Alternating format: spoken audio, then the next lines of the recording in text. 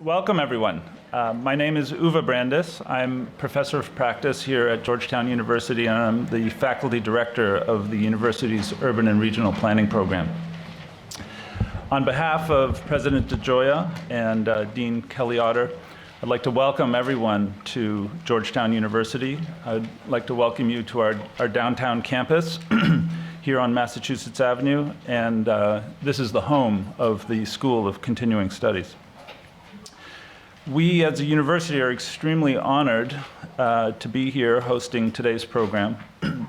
We'd like to thank Mayor Bowser and like to thank all of you for coming and being here this morning. I'd like to thank you for bringing this important conversation to Georgetown University. We have 240 years of history at the university, and we've been extremely proud to serve as an anchor institution and a civic partner in helping to make our city great and even greater. The issues that will be explored today, fostering new kinds of partnerships, new kinds of business relationships, new ways of thinking about our city, to make it even more inclusive, even more livable, more sustainable, resilient, and meaningful. These are issues that the university cares deeply about. And we've been especially proud to help support the formation of this new Office of Public-Private Partnerships. And this has been more than just a practical commitment. This is work that's really inspired by our university's mission and our commitment to social justice in this city and in all cities. Last week, I was extremely honored to speak at the United Nations Habitat 3 conference in Quito, Ecuador. And over 130 countries came together at that conference and agreed to a document called the New Urban Agenda. And I'm here this morning to assure all of us in the room that this work that we're working on in our city is core to the future of sustainable and inclusive communities, not just in our city, but through this work we model positive behavior and positive solutions for cities around the world. As a university, we're forging new research partnerships to support innovation that's being advanced by the District of Columbia. We have a fantastic new network called the MetroLab Network, which is a partnership between Georgetown, George Washington University, Howard University, and the District of Columbia. We're working together to better understand and to harness new digital data streams that are being produced in our city. And MetroLab it's a local network, but it's a network of networks. So we're working together with similar kinds of partnerships in other cities. And it's an incredibly powerful new way of thinking about this innovation that's occurring here in the District of Columbia. I'd like to thank you again for letting Georgetown play a small part in this work, and thank you for helping to build a stronger city for all of us. Welcome to Georgetown University, and it's my great, great pleasure to introduce the Mayor of the District of Columbia, Mayor Muriel Bowser. Thank you so much. Well, good morning, everybody. I'm really happy to be here to talk about the state of infrastructure in Washington, D.C. Aren't you? I know I am. And I am delighted that my team has brought us all together to really tackle some of the big issues that face us as our city prepares not only for the 670,000 of us who already live here and want to enjoy a great quality of life, but the 100,000 people we expect to add to Washington, D.C. by 2040, 100,000 more people. Now, some of you came here on Massachusetts Avenue, right? Can you see where any more people are going to go? Others came down Connecticut or 16th Street or across Benning Road, Pennsylvania Avenue. And we know that there's more that we can do to accommodate the growth of our city, but make sure we all enjoy a fantastic quality of life.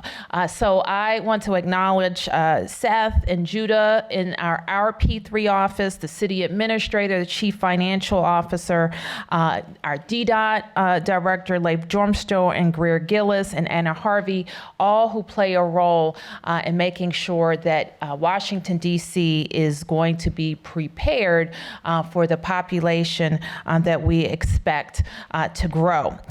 So it became very clear to me as a member of the council. I had the privilege of serving on the council for almost 8 years. And each budget season, we would all say all of the things we wanted to do, all the new schools we wanted to build, the libraries that remained. How are we going to replace some of our aging office buildings to accommodate our own staff? How will we be able to replace bridges and make sure we're making investments in all of the $4 billion worth of schools that we already built to keep them maintained for years and years to come? And what was clear in that discussion is that we had a long wish list and we didn't have a pathway to get there given our continued ability to borrow. So for the policymaker who just doesn't want to have a long list of wishes, but wants to be able to explain to members of the council and members of the public how we're going to get there, we knew we had to come up with more innovative ways to do that work. So at that time, I drafted and presented to the council and got through the council legislation authorizing P3s in the District of Columbia. I had the opportunity now as mayor to set up the district's P3 office. We have established the regulations and rules. We have vetted a preliminary list of some things that we'd like to do. And now we're looking forward to coming out to the community and to our investor partners and potential investor partners and talking about the work that we need to get done in the District of Columbia. So we know, and you know, and this is the starter of our community discussions, that there are many benefits to P3s. They make us budget and plan for the entire life cycle of an asset. You like this kind of talk, don't you, Jeff? I'm talking about our chief financial officer. This is the kind of talk that gets him excited. That helps us maintain our investments even more effectively. P3 spur innovative solutions to how we deliver our infrastructure as well. Gone are the days when we can say, hey, we need a new jail and the taxpayers are going to be able to cover all the cost. Gone are the days when we say, hey, we have these street lights all over the District of Columbia. Why don't we just replace them just the way they are? We instead say we have these assets. We have a lot of needs across the city. And we want the private sector to help us think about the best solutions. Also gone are the days when we can have a bunch of standalone facilities that the government pays for. Why don't we think about ways where we can have multiplicity of uses with one parcel? We're not growing any more land in Washington, D.C., but we are growing school children that need access to buildings all across the city. And so we're interested in hearing about that. We know that our residents also use our city differently. People are living in places where they didn't live before, working in places where they didn't work before. We have restaurants and job sites in places where we didn't have them just 10 or 15 years ago. So the private sector thinking about how we better use that land, we're looking forward to as well. We know, and I try to always explain to the people that work for us and our legislator partners that the government too can share in kind of the, how should I say? I would say risk, but what I would say is adventure in building public, in building public facilities. And you know that is part of the value that you will bring to helping us build this infrastructure. And finally, I'll say, that P3s will allow us to use in a very predictable way private financing methods that help make these projects possible that we don't currently have a pathway to complete. And so part of my job is to make sure not only am I taking care of the residents of today, but we are preparing our city for this pretty significant growth that's coming to the district in the years to come. So I look forward to hearing from you all and working with you and having some really exciting ideas come out of this first community conference on P3s in the District of Columbia. And so now I'd like to introduce you to Seth Miller, who is what we call in DC the OP3 director. And he is responsible for helping me navigate and vet the types of things that we want to push out first and make sure that everybody understands how to work with Washington, D.C. Seth.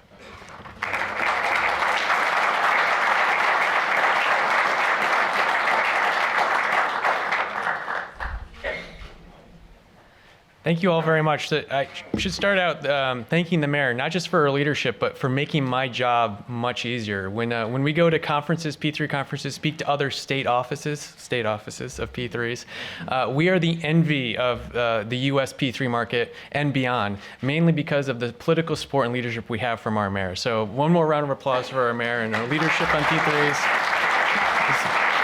Thank you. So no P3 event would be complete without the primer of what a P3 is from the director of OP3. This is your price of admission. I'm sorry, you have to do this. Jeff DeWitt makes us do it. So we'll start off early. We always start with not what a public-private partnership is, but what it is not. There's some misconceptions out there about what a P3 is. There's the idea that, a P3 is free money. The private sector is going to come in and deliver free money to the public, and we're going to be able to build assets. It doesn't work that way. I'm sorry. I wish it would, but what we need to do is find private partners that are happy to invest with us as the district government in projects that make sense and projects that we can identify a revenue stream that will support the full life cycle cost of that project to the very end, so that at the end of that agreement, we have, as a public, as everyone, both a public and private, an asset we can be proud of, that's been maintained for its full life cycle, and that we can pass on to our children and their children, something that's an asset instead of a liability. P3s are not privatization or outsourcing. The Office of Public-Private Partnership is not going to sell anything. We're not selling district assets to the private sector. There's always a bit of a fear out there. We're not going to do that. We're not going to be outsourcing government functions or duties to the private sector. That's not what we're about either. We're about finding those private partners that can work with us to find a better pathway forward. P3s are not a philanthropic exercise. So many times we talk to different groups, say, we're going to have a nonprofit that wants to come in, or there's a young tech billionaire out there who wants to give us $1 billion to do something. That's great. We'll take that money. Don't get me wrong. We'll take that money. But that is not a revenue stream that underpins the full life cycle cost of an asset. The unfortunate thing, sometimes those tech billionaires, they lose a lot of money, and they don't have all that money to give us, or that donation that only lasts for a while. We need to find those assets that we can support, again, for that full life cycle. So if you are one of those tech billionaires, please come talk to us. But it's not really something that works into the full financing of a project. So what are P3s? Now that I've crushed everyone's dreams on what they're not, what are P3s? Really, at the heart of them, they're a long-term contractual agreement between the public, in this case the District of Columbia government, and a private consortium, generally a group of companies working together that are happy to come in, find a project that we've identified, and look at that project for its whole life cycle. We want to find partners that are able to work with us to design a project, design it to the best of class ability, most efficient building or asset that we can build, can construct that project on time and hopefully under budget, in such a way that it will last even longer than it should. Finance the project, as we've discussed. We need to find better ways to finance these projects. Public debt is not always the way to do it. There may be a better way to do it. And then operate, maintain that facility. We need a private partner who's willing to take on and share that adventure with us, that risk of maintaining a facility appropriately so that the cost of ownership to the district over the life cycle of that asset is less than it would be if it's under-maintained. Unfortunately, all governments everywhere, there's a tendency to not fully maintain facilities. It's a budget that gets cut. And unfortunately, eventually that bill comes due. When that bill comes due, and Director Gillis can tell us that bill is much higher than it would have been if we had just maintained the asset appropriately over time. We want to get out of that cycle of under maintenance and large bills. We want to get into a cycle of full maintenance and taking care of the assets that we have. So that's what we're looking for. At the very bottom, this is the most important bullet point. Again, we're not here to sell anything. The district is going to maintain ownership. At the end of this agreement, the district will own that asset. We own it through the whole life of the agreement. We're looking for a partner to help us operate it. Here's a fun chart. If you want notes on this, we can talk later. But this is the academic part, I warned you, of different kind of risk transfer. The thing you need to start thinking about in public-private partnerships, risk equals cost. For every risk, or part of the venture, there's a cost, and that cost is who can best mitigate that risk? Who can handle that risk better? Some risks should be managed by the public sector. Other risks can be better managed or more cheaply managed, if we're going to be honest, by the private sector. We want to be able to take those risks, identify the partner on each side that can best handle it, and assign that risk to that partner in the contract so that we know going forward who's responsible for what and who is best equipped to manage that. So if you look at some of the things under the traditional model, the public holds on to a lot of risk when we do this, a lot of risk. Under a P3 model, if we're lucky enough to find those assets that we can deliver as a public-private partnership, we're able to transfer more of those risks over our private contractor, our private partner in this case, because they are going to be best able to manage that risk, thus lowering the costs for everyone. Here are some benefits of P3. We always do the benefits. P3s incentivize innovation. I have to be careful. I can't say the government's not innovative. We are very innovative here in the District of Columbia. But in a lot of cases, the private sector is a little more innovative or maybe thinking a few steps ahead. Because let's be honest, the private sector is in this business to have a profit. That's why they're the private sector. So if they can find a way to design, build, and operate that building more efficiently and lower their costs, that's an innovation we want to tap into. That's the kind of partner we want to find. Incorporates the full cost of ownership. As the mayor said, we need to start looking at those facilities that we build for the full life cycle cost. We're not interested anymore just saying this building is going to cost $20 million, when really it's going to cost $100 million because we spent $80 million maintaining it over the 20-year life cycle of that building. We need to start thinking of that building as a $100 million building, the whole life cycle cost. And that's the kind of partner we need to find, someone who can help us identify that cost. Managing the risk, I think I've bored you enough with risk or scared you, so no more on risk. Greater accountability. If we have a private partnership, if that private partner fails to deliver on what they've committed to do in the contract, the District of Columbia, through the contract, has the ability, if we're using an availability payment model, which we'll get into later today, to not pay a portion or all of that availability payment.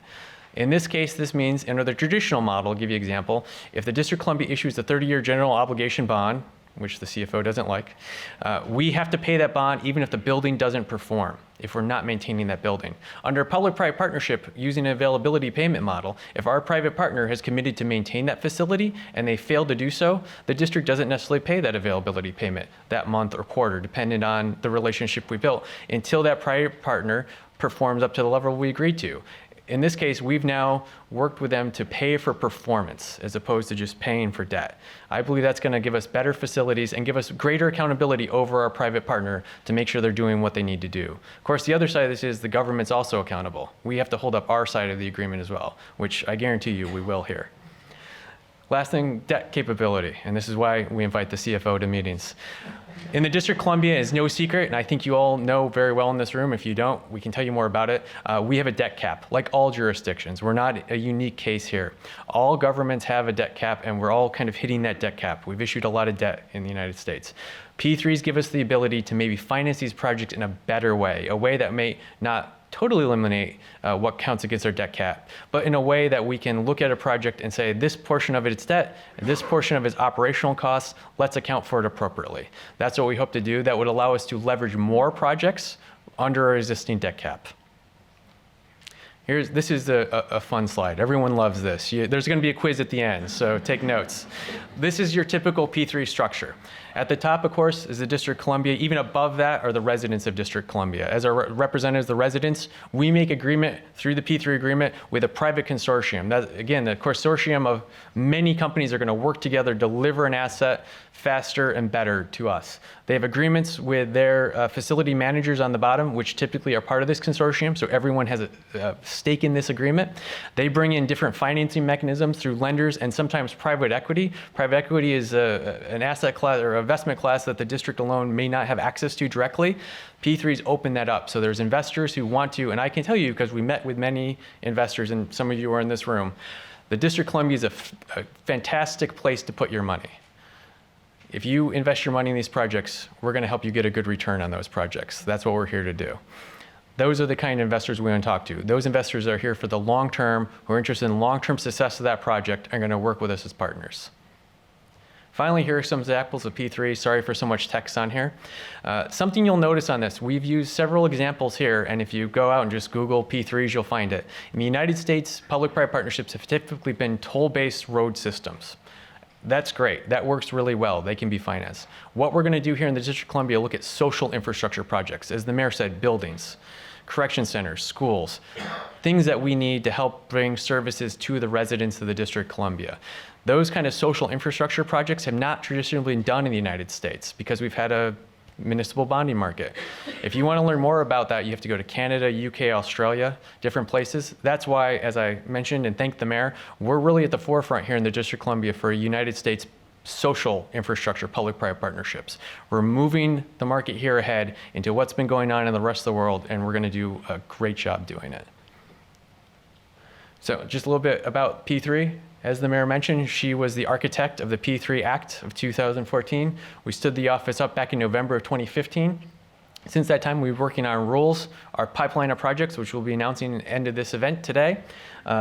Been talking to many of you here, as many community members as I have, and this is really the start of our big community push. We want to go out into the community to the residents, explain to them what P3s are and really what they're not, and help them understand how we're going to work for them to deliver these assets in a better way, at a better value for money. Thank you very much. I appreciate you all being here. I should mention Judah Gluckman, who's the other half of the P3 office, who is always around here somewhere. He and I will be here all day to answer any questions. Eventually, you'll be sick of hearing us. But thank you very much again for coming out, and we'll go into the first panel. So thank you very much. We're very fortunate to have here the directors and the government officials who are going to help us deliver what we see as probably our first 3 public-private partnership projects here in the District of Columbia. We're very excited about all of them, and they represent a broad diversity of projects, which you'll hear more about. So I guess I will start with the first project, and I'll start at the end, and we'll do introductions as we go so people remember your names. So Director Leif Dorjum, we are looking at the first project as a streetlight conversion to LEDs. And then moving in some smart city technology, which we'll get to. If you could tell us a little bit about the challenges we face currently today in the District of Columbia when it comes to street lighting. Sure.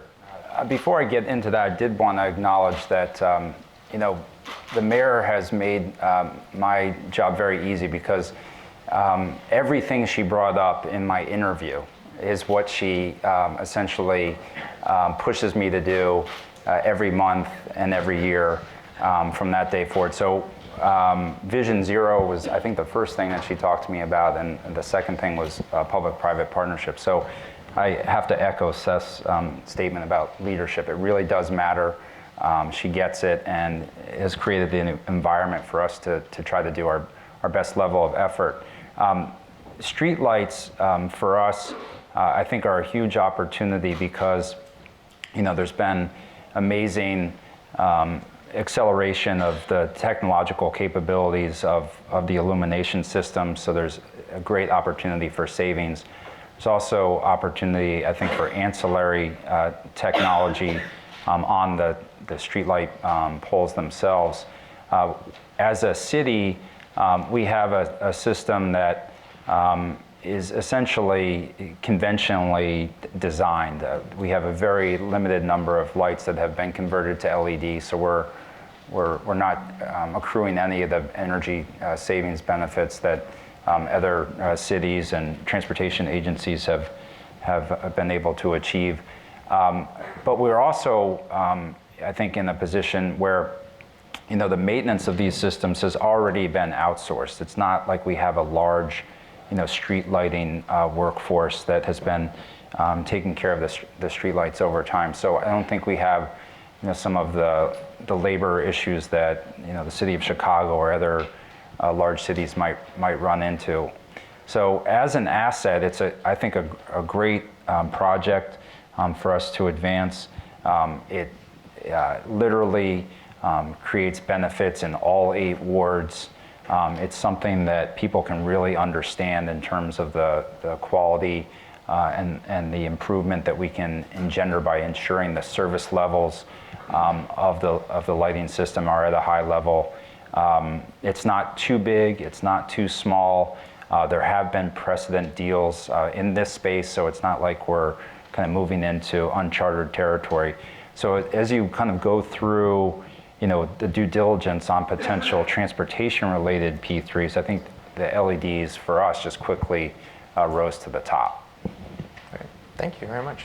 And along with that, Anil Sharma, I should introduce you as the head of DCNet, which all of you don't know, DCNet is our fiber backbone here in the District of Columbia. Along with the conversion of LED lights, we're looking at building out smart city technology throughout the district. So if you could tell us a little bit about what we have, which we are very blessed to have a fantastic internet backbone, but some of the challenges we have now and what you would hope to see would come out of a smart city public-private partnership in conjunction with the streetlights. Sure. Good morning. My name is Anil Sharma. I'm with Octo. So one of the things that's unique about District of Columbia here on our side is we actually have an infrastructure which spans over 700 miles of cable throughout the entire district, which is owned and managed and operated by the district. We have over 650 operational facilities. We provide services to every single district agency throughout the entire district. We have over 15% Wi-Fi coverage throughout the entire district today, and we have a technology roadmap of taking it up to 25% by end of FY18. So one of the things that's changed on our side is, ultimately the goal is to create a technology integrated city with publicly available digital services. So our approach initially had been, you focus on one requirement or capability. Like for instance, if you're looking at lights, you look at the lighting platform itself. So from a smart city perspective, when you upgrade lights to LED, you require the connectivity medium. What else can you do? How can you leverage the same asset for multiple purposes? So what we've done on Pennsylvania Avenue, I'll give you an example of a project. So on a 3x3 block area, between 17th and 20th Street, between I and G Street, what we've done is we've upgraded, along with conjunction with DDOT, the lights to LED, and at the same time gigabit Wi-Fi. So you have ubiquitous Wi-Fi coverage throughout the entire area, and the connectivity medium for the lights actually comes from the Wi-Fi aspect. The reason we're able to do so is because we have the infrastructure in place. The district has the infrastructure in place today. So in this location, while the district did not originally have the capability of remotely managing on monitoring the lights, you do so on this block. So if there's an alert, if the light is out, residents have the capability of actually alerting the 311, but at the same time, DDOT will have visibility on the aspect in terms of the light is out. If they want to remotely manage the light, if they want to dim it, if they want to control it, you have proximity sensors that are actually deployed. Like in a smart city, if you're walking in the middle of the night, if nobody's there, light is off. If a car goes by, if an individual actually walks by, the proximity sensor has a range of 100 meters. The light actually turns on its own, and it goes as one person walks another. So in a smart and connected city, you wake up in the morning, your heating system or your environmentals within the house are smart enough to understand when the temperature changes, your coffee starts making on its own. The means of commute, the means of commute that you have, you get an alert in terms of if there are delays, whether it's from a traffic perspective. And at the same time, from a parking aspect, like smart parking is something that DDOT is also working towards. Again, connectivity from a wireless, wired, or LTE cellular coverage perspective is what we're looking towards. So the overall approach in a smart city has changed, which is now you always look at it, one asset, multiple purposes. And the area where OP3 plays a huge role is now you understand from a scalability perspective, right? How do you leverage and monetize these city assets so that you come up with a cost achievable solution, and then at the end of the day, you can actually sustain it? That's the biggest component. And then we formed a collaborative group of interagencies. So on a bi-weekly basis, the district, all district agencies actually collaborate from every single domains, whether it's from planning, public safety, education, government operations, and we understand the key projects that everybody's working towards. So the intent is to move away from the siloed approach, right? So when we did the Pennsylvania Avenue, the Smart and Connected Corridor, where we wanted to revitalize the historical corridor where you have 22 million visitors that come on an annual basis. We also found out that from a public safety perspective, you have CCTV cameras where today backhaul is a hurdle that they have to overcome. So video is a bandwidth intensive application, right? So now we have gigabit Wi-Fi, so we have to see how we actually integrate that into a federated video management system across the board. So you integrate the video nodes that are actually been deployed in that location, and at the same time you provide the much needed backhaul for those cameras. So again, one project across multiple domains. So there are a few other things that we've done in that area, right? So smart waste management. So today the way it actually operates is, irrespective of the fill level, you actually have to dispatch to actually empty out on a regular basis. So what we wanted to understand is, what is the frequency of that dispatch that's actually required? How can that actually help and facilitate traffic congestion? So if you understand when you have to empty out these trash cans, you can actually help towards traffic congestion as well, because you can optimize the routes that are actually taken. Even from environmental sensors, we're actually working very closely with our agency partners to better understand what are the carbon dioxide levels, what are the methane levels, what are other levels that we actually should be monitoring in the exact same area. Thank you.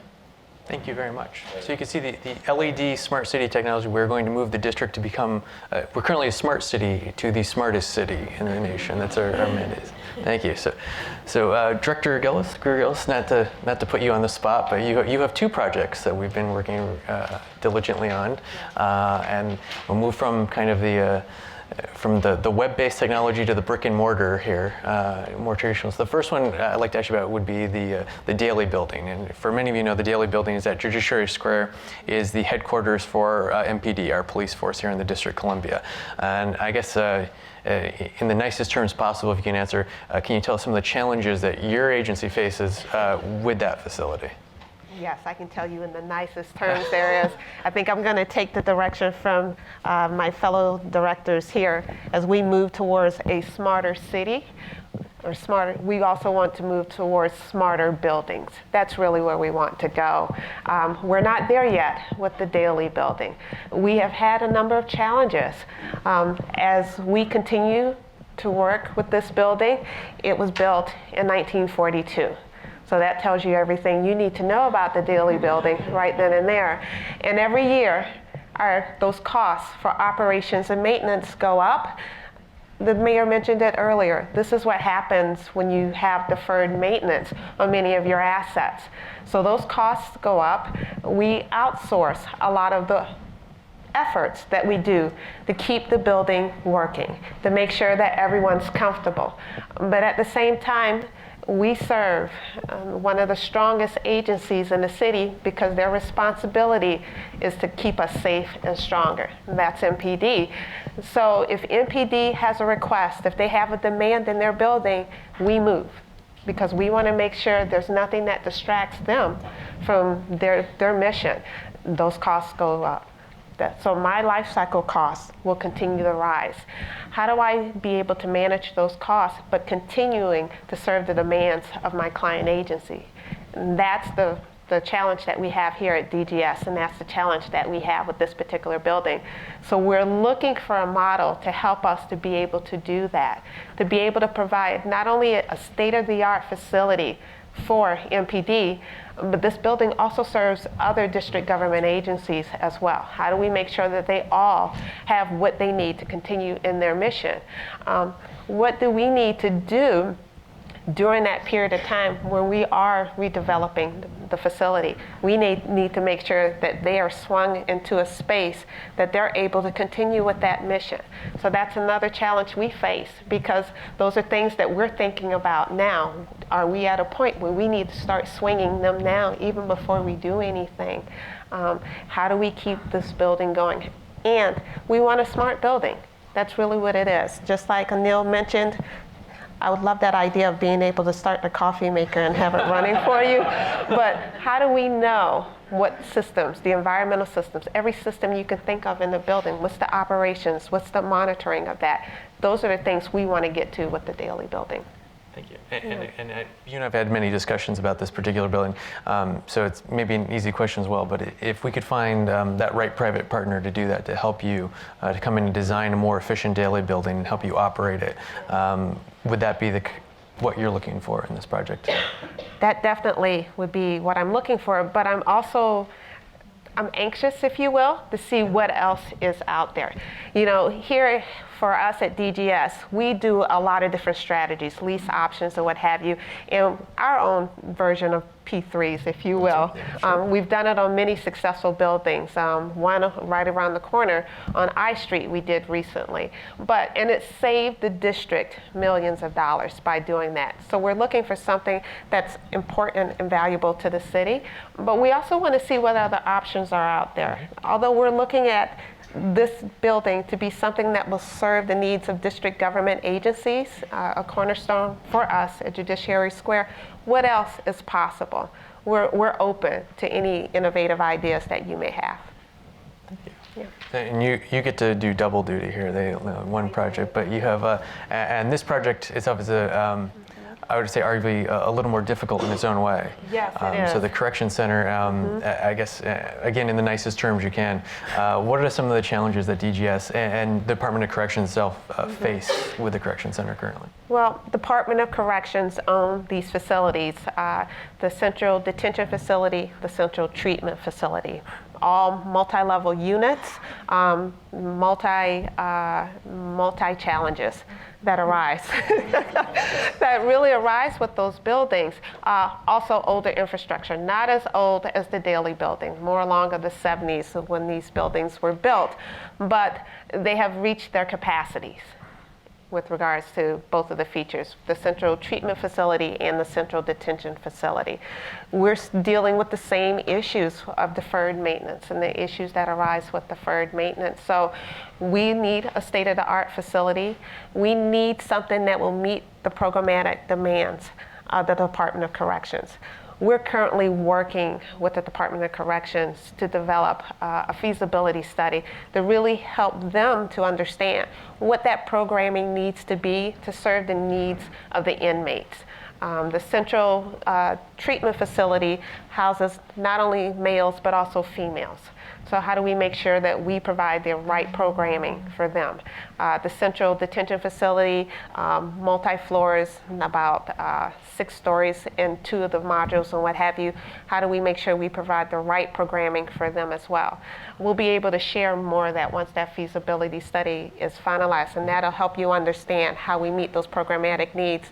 But above all of that, how do we make sure that we overcome some of the mechanical, the HVAC issues, even some of the basic security issues that they're facing each and every day? Absolutely, thank you. And I know we discussed one final point in the correction center, because I think it's the same idea of the partner we're looking for, but the statement we always make when we talk about the correction center is that in no way does the District of Columbia want a private prison. We're not in the private prison business. We're looking for that right partner to help you and your agency in the Department of Corrections to design and maintain a modern facility that will get the outcomes we need. Definitely true. In fact, one of the facilities, the CTF, was in a private format. We got out of that. We want to be able to own our facilities, but really we want to help the inmates to return back to life here in the District of Columbia and provide them with the opportunities so that they can return to being whole here in the city.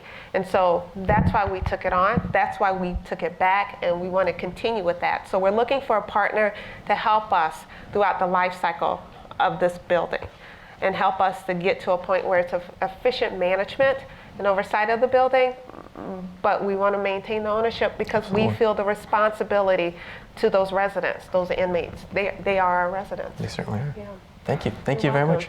Well, thank you all very much. I apologize that the time constraints for this, we don't allow for questions, but now you all know the people to find afterwards, so I would encourage you to speak to them, and we can also pass on questions. So thank you all very much. I really appreciate it, and thank you all for working with us.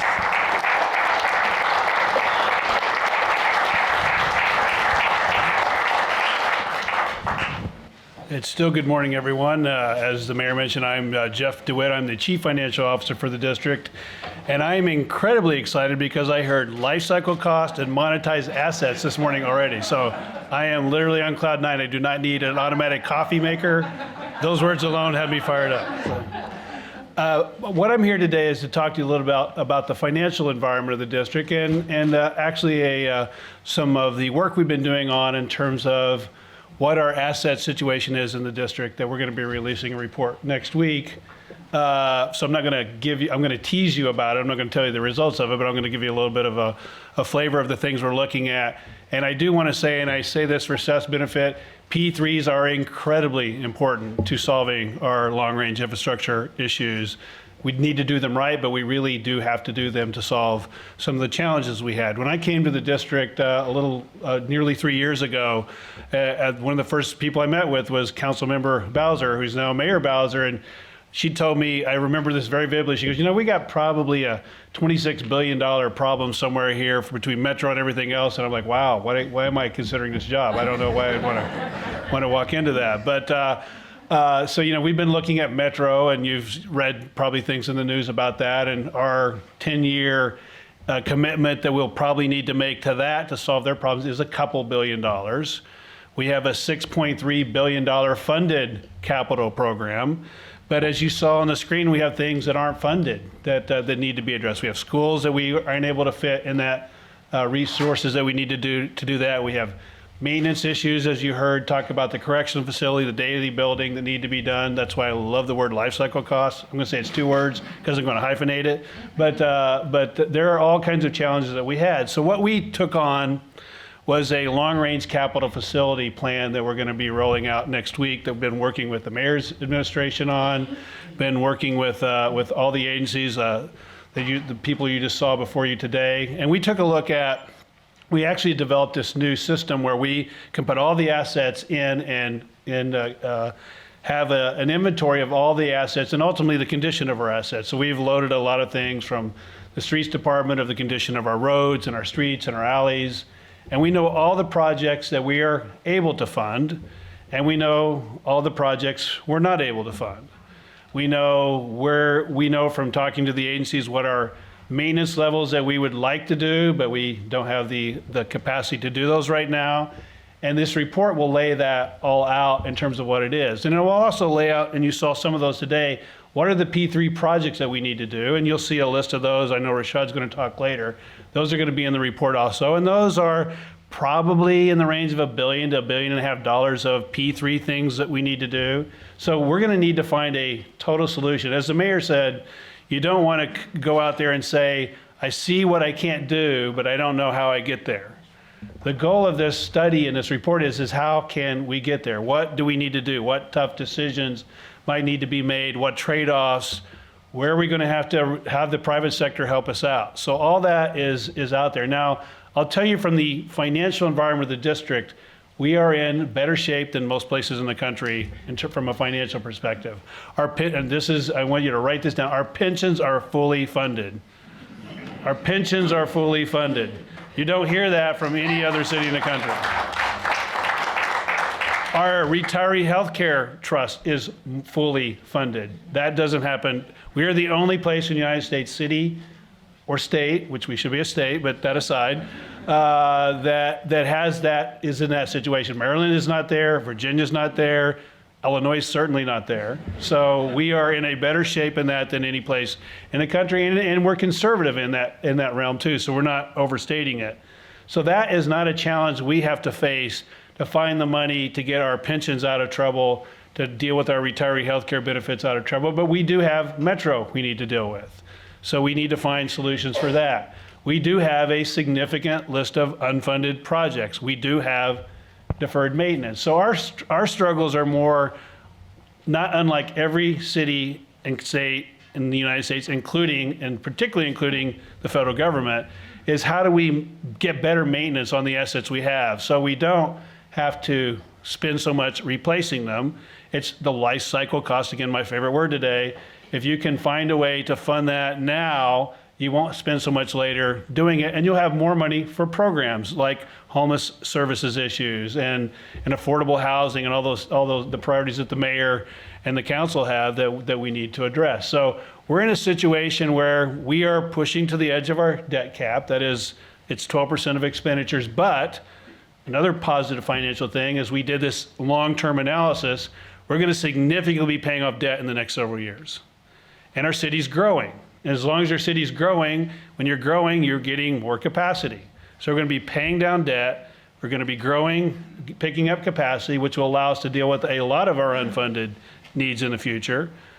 And we're going to need to put more resources into the maintenance side so that we can afford everything. And there is a solution, believe it or not, to our challenges that are probably more achievable than most any city in the country. And I give my predecessors as the CFO's office, Mayor Williams, Natwar Gandhi, credit for the work they've done, for the previous mayors and councils that have been before us, that have laid a foundation over the last 20 years that put us in a better situation than most places. But with all that said, we have to have P3s to help solve that gap. It cannot be solved just with things that we do with debt capacity coming available and everything else. P3s, responsible, well done, cost-effective P3s are a critical piece of helping us solve that particular problem. So we'll be I'm giving you a tease of the report that's coming out next week. I gave the mayor a 30-second briefing right before this meeting of what some of the findings of it are. But there are solutions for Metro. There are solutions for our deferred maintenance and our future infrastructure needs. Time will help us deal with it because we are growing. We're a vibrant community. And I just want to say, my great appreciation to the mayor to have the foresight to have this P3 legislation out there when she was a council member, and to have a committed office, because one of the challenges of P3s is you really got to have dedicated staff to do this, because you move from just going out and building it yourself to managing agreements and managing contracts. And you have to have dedicated staff to do that. And you saw from the initial presentation a very deep understanding of the pros and the cons, what it is, what it's not, how you do that. And so I am very comfortable. My office is there to support the P3 office and all the financial analysis and evaluation that needs to be done. And I have staff here. Betsy Keeler's here with us today and her staff to help with that. And we're committed to helping make this work. And I just want to say, again, my appreciation to the mayor for setting that office up and being, when I went with her the first time to the rating agencies a couple years ago, she knocked it out of the park. I mean, she made the rating agencies understand we're committed to getting things done, to dealing with our infrastructure, dealing with our challenges. And that is why we're in such good financial condition relative to the rest of our country. So I am incredibly lucky to be the CFO of the nation's capital, because there are great things we can do. We're in a great situation to start doing them. And I think not only can we be, what'd you say, the smartest city, not a smarter city, but the smartest city, we can be the city that deals with its infrastructure challenges through all the combinations of the things we can do, that we can teach the federal government how to do that too. No offense.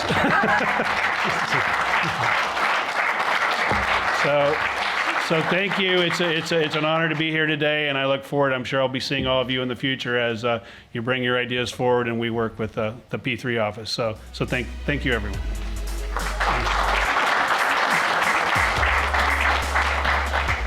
Well, to show how efficiently we run things, we actually have time for a 5-minute break we hadn't planned on. So please do come back. Don't go too far. Thank you all very much.